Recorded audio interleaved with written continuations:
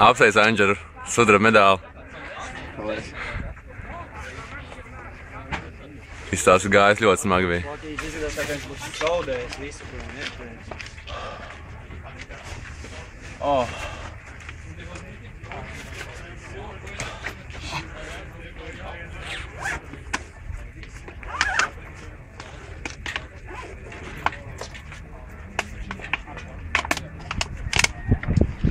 Pietrūka ķermeņa kompā. Pēdējo kilu jau ceļu vairs neredzēju. Kā izdevās pārbraukt pie atrāviena? Viņš viens pats bija. Neko vienkārši. Visi tur samanrašējušies bija. Es vienkārši nocēlos, pārbaudas pie viņa. No sākuma viņš nestrādāja, teica, ka viņš ir attēdies, viņš arī bija attēdies. Strādāja. Pēc tam viņš pateica, ka viņš ir atjaunojies.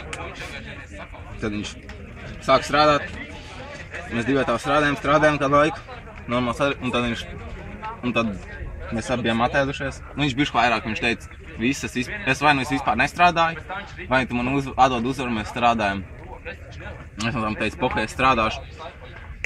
Viens pats, kaut vai viņš nezinu, ko dara. Es iepis bišķi, domāju, viņš maš palaidīs vaļā pret kalniņu pirms tiltu. Bet ne, viņš atsēdēja, tad tas bija pilnīgi tukšs. Redzēju grupu, turpat aizmugurē, un es viņam teicu, dāj, strādājam divatā. Un gājām tā, mēs aizbraucam līdz finišam. Viņš tīvi labas mājiņas vilka, pēc tam viņš atjaunojies bija, un mēs kā puņas vienkārši. Pirms pēdējiem diviem līku un kādu 300 metru viņš deva mājiņu. Es nemainījos no sākuma. Bet nebija izvēles, es iegāju pirms līkumiem novilku mājiņu. Pēc tam viņš vienkārši nocēlās līkumos, un pēc līkuma, kad viņš izgāja ārā, es jau biju pilnīgi brīvs, jau ceļu vairs neredzējis. Viss. Tikai aizturēju līdz finišam, tā īstenībā viss. Apsveicam vēlreiz, paldies. Super.